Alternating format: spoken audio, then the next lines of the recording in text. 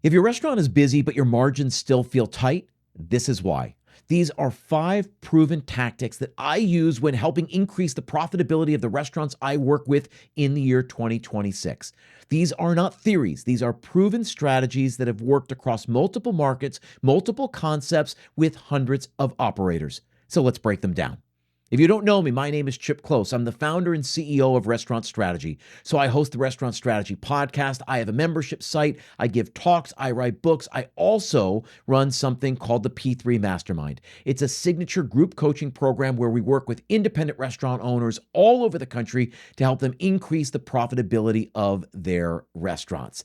Today, I want to talk about something that's near and dear to my heart. We're talking about the profitability of the restaurants that we run. 5 tactics, 5 things that you can use to dial in profits immediately. Number 1, right off the bat, it has to do with revenue management. You need to set revenue targets for your restaurant. So most of the time, I'll ask restaurant owners, "Hey, do you forecast and budget?" And they say, "Oh yeah, we definitely have budgets." And I said, "Okay, so what are you basing those budgets off of?" And they sort of look at me blank. I said, "A budget is a percentage of a number, right? Hey, we want our labor at 30% of revenue." So I said, "How much is that?" They said, "What's 30%?" 30% of what? You have to be able to forecast your business. So to use an easy example, if you're going to do $100,000 in revenue and you want to target a 30% labor cost, well, 30% of 100K is 30K. So we need to forecast our numbers. The biggest difference between independent restaurants and the big groups and chains is revenue management. They know how much money they should or need to make over the course of a given day, week, or month. So what I strongly recommend is that you forecast your business for the month. Say, hey, I'm going to make $100,000, or I need my business to make $100,000 in revenue over the course of the month. Great. Naturally, my next question is, how is that going to come to us, right? Are we just going to hope that we eventually make enough money to get 100K? No, what you need to do is set daily revenue targets. So I need to make this much money on the first, this much money on the second, this much money on the third, this much money on the fourth. If you set daily revenue targets for your restaurant, you will be miles ahead of the competition. Here's the secret sauce, though. You need to hold your managers accountable. They have to understand that it is their responsibility to actually hit those numbers. And it's going to be really easy for them to throw their hands up in the air and say, well, I mean, we just didn't have very much business. Well, it was raining out. Well, it was snowing. If they came in, we would have taken care of them. And that's BS.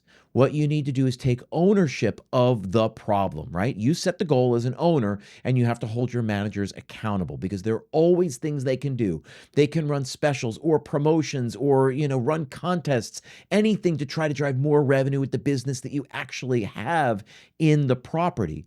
But they have to first know that it's their responsibility. So the first thing I would say is set daily revenue targets for you and your team and hold your team accountable for actually hitting them. That's the first thing. Number 2, just like we're going to set weekly, monthly, daily revenue targets in a forecast, we're going to use those forecasts to set weekly and monthly budgets.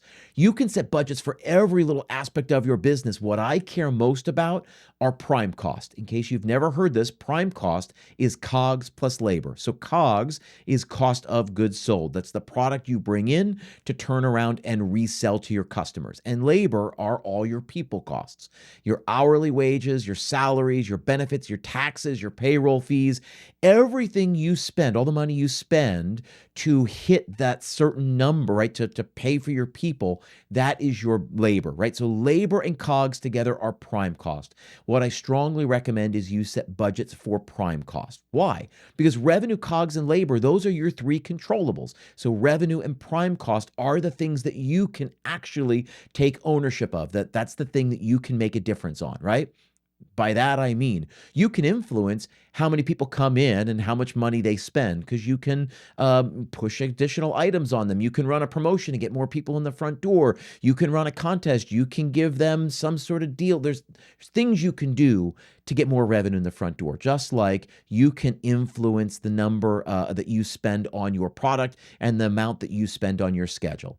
So revenue, COGS, and labor, those are your three controllables. Set budgets for COGS and labor and put a system into place like a declining budget, right? Put oversight into place so that you approve schedules before they get posted.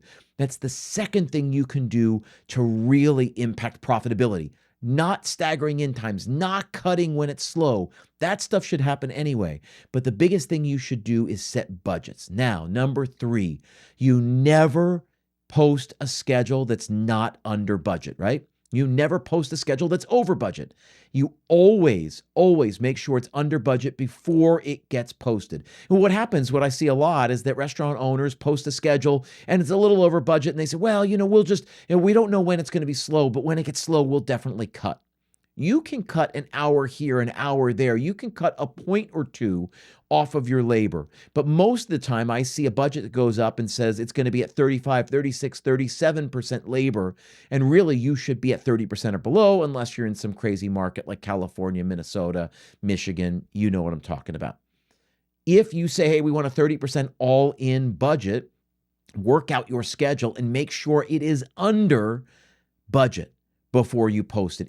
It's one of the most important things you can do to make yourself keep on budget. So there you go. There's the first three. Number one, revenue management. Set revenue targets for your team and make sure they actually hit them. Number two, set weekly and monthly budgets for the key areas, mostly prime costs, so COGS and labor. Number three, we never post a schedule that's over budget. Number four, you have to know your COGS percentages inside and out. So cost of goods sold. You have to know what it costs you to put food on a plate and send it out to the dining room. You have to know what it costs to put liquid in a glass and send that out to the dining room. You have to understand, and here's the beauty part, because COGS are controllable. You have to know what your percentages are, because ours is a business of margins, right? If we want to guard a profit margin, 10, 12, 15, 20, 25, whatever that number is, we have to make sure we're first guarding it with the product that we serve. So know your actuals and your theoreticals inside and out and understand the variance, right? Theoreticals on paper, if everyone does everything they're supposed to do and there's no waste, nothing comes back, this is what our COGS percentage should be. But then that's never going to happen. There's always going to be some variance. Understand what your variance is. Understand what you would allow, what is too much, and make sure you put safeguards in place to keep it in the pocket. That's the fourth tip here, is understand your COGS percentage, understand theoretical and actuals and the variance between the two. Finally, the last tip I want to share with you is to focus on the micro. So we talk a lot about the macro. How much revenue are we going to do this year? How much are we going to do on a monthly basis? Let's go all the way down to the micro, because your managers, your servers, your bartenders, they can't possibly conceive of numbers like 2 million, 3 million, 5 million. You might be a $5 million restaurant, but they don't care. They don't even care that you're going to do $18,000 on a busy Saturday night. They don't care.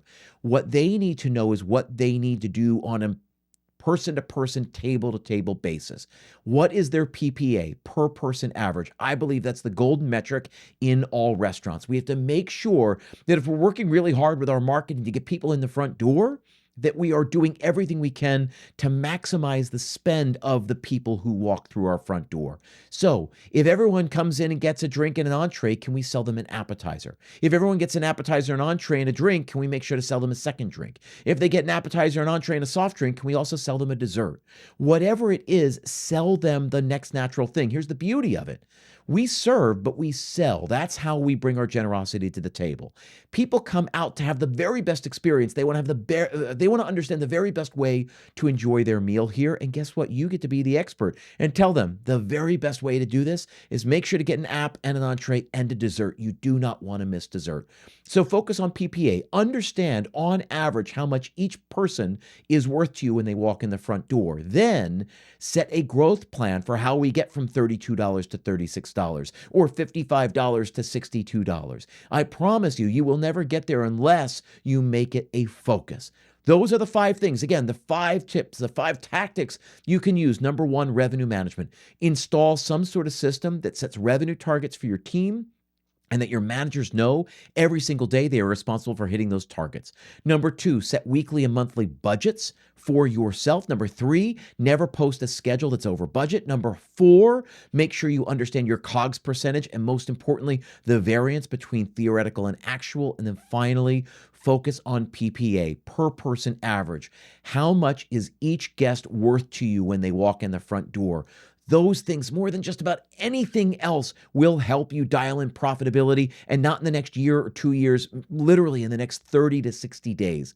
That's the kind of work we do in the P3 Mastermind. If you're curious about that, you can go down below and click that link and learn more about it. Come back, check out some more of the videos. I hope you do.